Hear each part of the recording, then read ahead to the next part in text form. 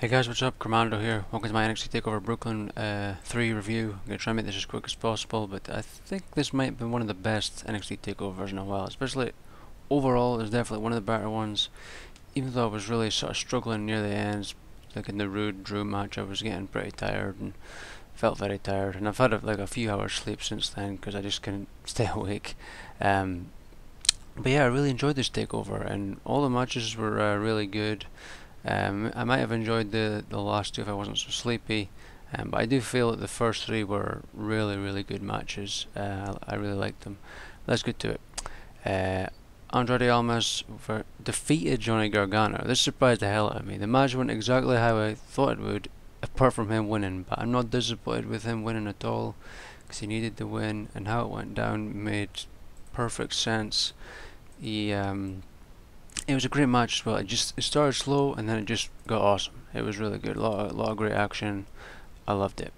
Eventually it comes down to bloody Vega throwing a t-shirt at Gargano, which turned out to be a DIY t-shirt, and which distracted Gargano obviously, and then almost like super kicked him or something. It says drop kick here. Maybe that's what happened. I can't remember. And then he hit him with his DDT for the win. I was stunned at this point, but I was like, oh yeah, that was a perfect way to go for that. And no, Johnny Gargano wasn't buried, as some people might say. That was perfect. And Gargano, he'll still be okay. He'll be this underdog that'll slowly rise up. I'm very happy with that.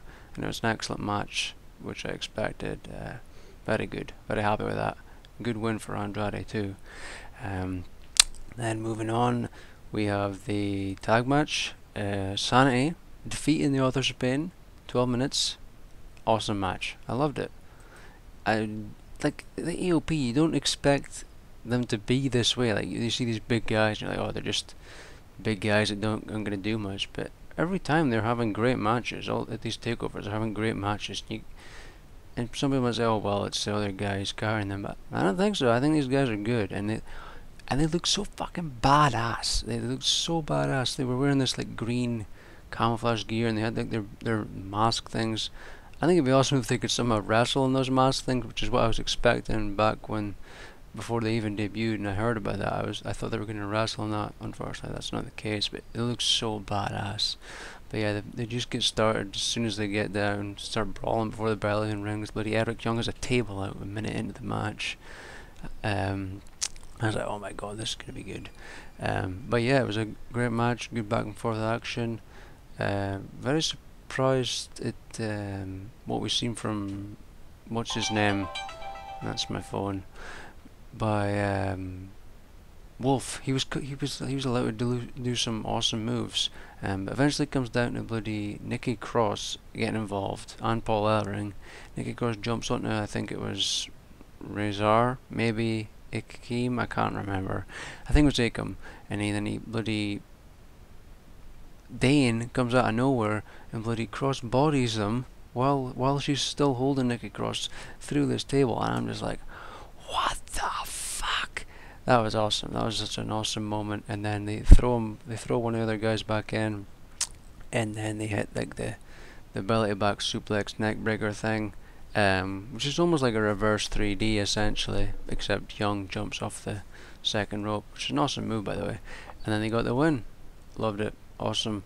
And then afterwards, bloody Bobby Fish and Kyle O'Reilly appear and attack both AOP and Sanity and make it clear that they want the tag titles.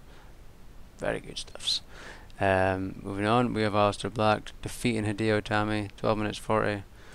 Again, another awesome match, even with a surprising amount of wrestles from Hideo Itami. Not like wrestles that actually would have made sense, since he was attacking the head and the back and what have you. I think it was actually the back he was attacking. Just run-of-the-mill head wrestles, which I was surprised at the amount of them, but they didn't really affect the match. They didn't just last too long. But yeah, this was as brutal as I expected it to be. A lot of stiff kicks. I loved it. It was really good. And eventually it comes down to bloody Aleister Black winning and hitting an insane black mass on Itami. Just a straight up legit kick to the face, no hands up to block it. I was like, oh my god, it was so brutal. So brutal. But yep, awesome match.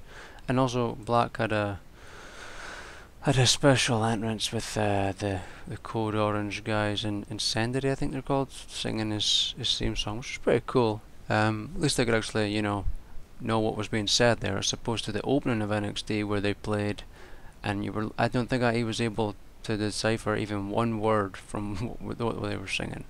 I couldn't make out anything they were saying. But yeah, that was a cool entrance for him. Then moving on, we have Asuka versus Ember Moon. Asuka defeated Ember Moon. So I don't know who the hell's going to defeat Asuka now. I really don't. By submission, 40 minutes 50. And it was a good match. It was a good match. Bloody Moon hit the Eclipse and she kicked out. And then there was like the referee getting involved, Asuka hiding behind her, but Ember still does a crossbody, kicks out, goes for a super kick, and then bloody she still kicks out. And then I think at one point Moon had Asuka in the Asuka lock, but didn't really do much for her. Asuka then got her in the Asuka lock for the end, and then couldn't get out of it, and she tapped out. I was surprised at how abrupt it was, but at least it sort of makes sense, submission wise, them tapping out kind of quickly as opposed to sitting there for 3 hours and then tapping out. But yeah, I was just surprised at how abrupt it was, but it was an alright match. It was pretty good. I probably felt it was better than the one they had before, but I can't really remember. I have a shit memory. Hell, I can't remember what happened for the most part in this match. So there's no way I'm going to remember a match from a while ago. But yeah, I don't know who will be the one to defeat her. Maybe whoever wins the Mae Young Classic will face Asuka for the title at whatever TakeOver. I don't know. I don't know who's going to beat her now. Moving on, Drew versus Bobby Roode, 22-25. Drew wins. And Drew had a entrance, and I thought they were going to actually give Broken Dreams on, but no. That tease was just for nothing. That was the most disappointing part of TakeOver for me. I really expected it. I was like, you son of a bitch. The theme song is good. I mean, it's okay. Broken Dreams are just so much better. But apparently, I've read that they can't get the rights from the people who sung the song or something, and they don't want to give them the rights, apparently. So I guess we're never going to get it. We're just going to have to put up with that song. And the whole thing with the bagpipe people fake playing once the song actually started was pretty funny. It was funny to see, like, one of the guys in the drums was just sitting there, like, not even hitting it and pretending to play, and I'm like, bruh, what are you doing? But yeah, the match was okay. I did expect more, but maybe it was just because I was really tired, but I did expect a bit more. It was still good. It was still an alright match.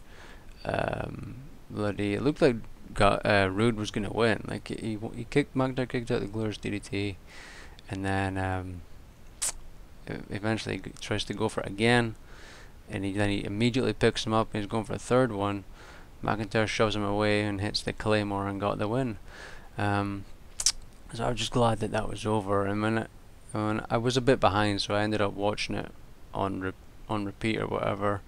And I seen that there were still a few minutes to go, and I was like, okay, what the hell is gonna happen here? And then bloody Bobby Fish and Kyle O'Reilly appear, and then the crowd's going nuts at something that we can't see, and then bloody Adam Cole comes out of nowhere, and they attack Drew and beat him up, and he gets super kicked and picks up the NXT title, holds it over, and bloody Nigel McGuinness and that are going nuts at this point. They were going nuts for Adam Cole. And then they stand tall over him, and that's how it ended. And then I was watching the exclusive videos, and they left the arena, and he did his Adam Cole baby thing. I don't watch the indies, but I've obviously heard about that. I don't watch many stuff. I've seen that thing before, and I've heard about it, and I hear about these guys. I don't watch Ring of Honor or stuff like that, so I don't know a whole lot about them. But I always hear little bits and what have you. But for 15,000 people or whatever is there at that arena to do the Adam Cole thing, it kind of proves to you that indie wrestling is a lot more popular than people think. Like, especially like at NXT, even when they initially went to TakeOver and sold out that place to Brooklyn. It's pretty impressive, for something that isn't that popular to you know to draw that crowd, you know. But it's what amazed me is 15,000 people know Adam Cole or whatever, and we're doing the Adam Cole thing along with him. I think that's pretty cool in my opinion. But yeah, very enjoyable takeover. Probably one of the best ones, overall ones in a while. And I could see people saying that being their favourite takeover. I could easily see people saying that it was very good. But I would say the first three matches were really good. And it's kind of hard for me to choose a best one out of the three because they were all really good. They all had their moments. I'd probably maybe say the tag match. I really did enjoy it. I thought it was really good, so I'll probably say it was the best one. But yeah, there's my review. I hope you enjoyed it.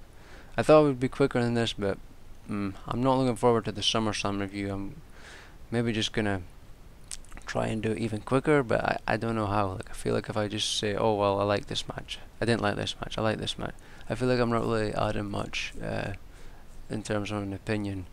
I kind of like to talk about it a little bit, but we'll see. But I don't know if I'll do any more after SummerSlam. I think it might be the last one. Even though I enjoy doing these things, more so the predictions than the review. But I don't know, it just doesn't seem worth it when you don't get any feedback and very little views. So yeah, but there's a review. Thank you for watching, hope you enjoyed it, and I'll see you in the next one. Bye bye.